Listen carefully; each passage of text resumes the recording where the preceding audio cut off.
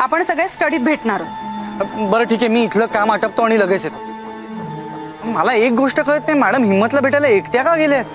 अरे हिम्मत आधीच घाबरलाय, त्यात आपण सगळे तिथे गेलो तर तो आणखी घाबरेल आणि काहीच सांगणार नाही, म्हणून मग मॅडम एकट्याच गेल्या.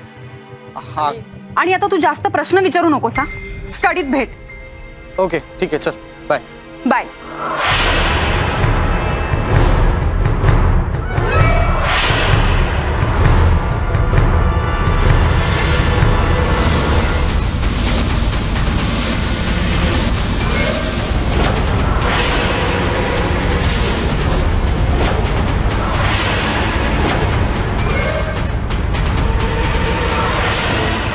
तुझा मुलगाही नाही वाचणार.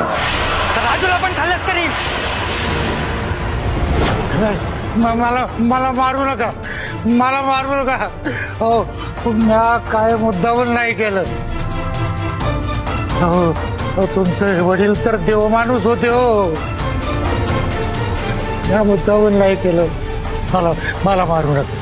हे बघा, तुम्हाला कोणीही मारणार नाहीये, तुम्हाला कोणीही काहीही करणार नाही. फक्त तुम्हाला माझ्या बाबांना मारायला कोणी सांगितलं त्याचं नाव सांगा.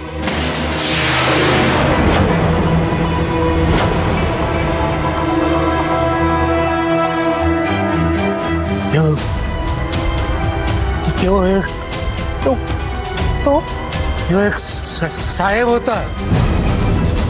कोण साहेब होता? नाव नाव सांगा त्याचं प्लीज. त्यानं माझ्या राजूला पळवलं हो, आणि जीवे मारण्याची धमकी दिली हो. म्हणून मी बंद केलं. मी मुद्दाम नाही काही केलं, मुद्दाम नाही केलं काही. मला माफ करा, मला मारू नका. हिम्मत, मला कळतंय. हे बघा, आता रडून काहीही उपयोग नाहीये. तुम्ही तुमच्या मुलापोटी केलं, तुमच्या मुलाच्या काळजीपोटी केलं, हे सगळं कळतंय मला. पण आता त्याचं नाव सांगा.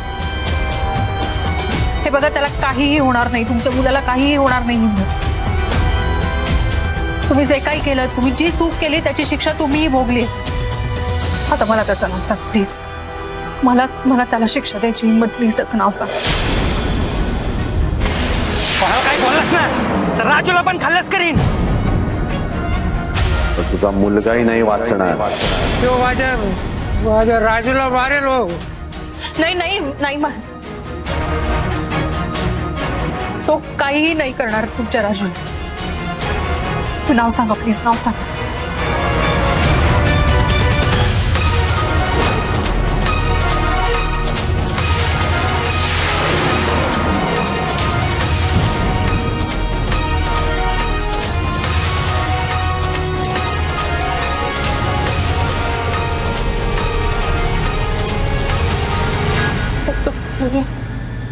बेशुद्ध झाले परत. नाही नाही नाही, ते बेशुद्ध नाही होऊ शकत. नाही हिम्मत, हिम्मत बोला. हिम्मत, तुम्ही असे शांत नाही बसू शकत. हिम्मत बोला. हिम्मत, नाव सांगा त्याचं. हिम्मत, हिम्मत बोला ना. हिम्मत, कोणी मारलंय माझ्या बाबांना? हिम्मत, डॉक्टर, हिम्मत बोला. हिम्मत बोला प्लीज. हिम्मत गेली 14 वर्ष मी या करायची वाट बघते. हिम्मत प्लीज. डॉक्टर हिम्मत, मी तुम्हाला वचन देते, तुमच्या मुलाला काही नाही होणार. हिम्मत प्लीज एकदा बोला. Please please please cool down. Asmita please cool down. Please तुम्ही शांत व्हा. अस्मिता मॅडम, मी तुमची मनस्थिती समजू शकतोय, पण हे आता शुद्धीवर नाहीये.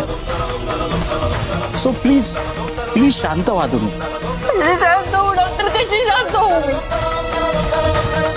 गेली 14 वर्ष मी या क्षणाची वाट बघत होती.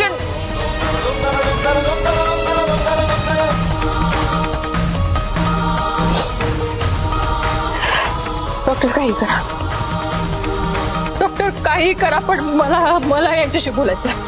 यांना शुद्धीवर आणा डॉक्टर प्लीज. मला बाबांच्या मारेकऱ्याला शोधून काढायचंय डॉक्टर प्लीज. पुन्हा एकदा त्याचं नाव करू दे, पुन्हा एकदा त्या माणसाचं नाव करू दे. मी नाही सोडणार त्याला, पण बेशुद्ध पडलं doctor. Asmita madam please please शांत व्हा.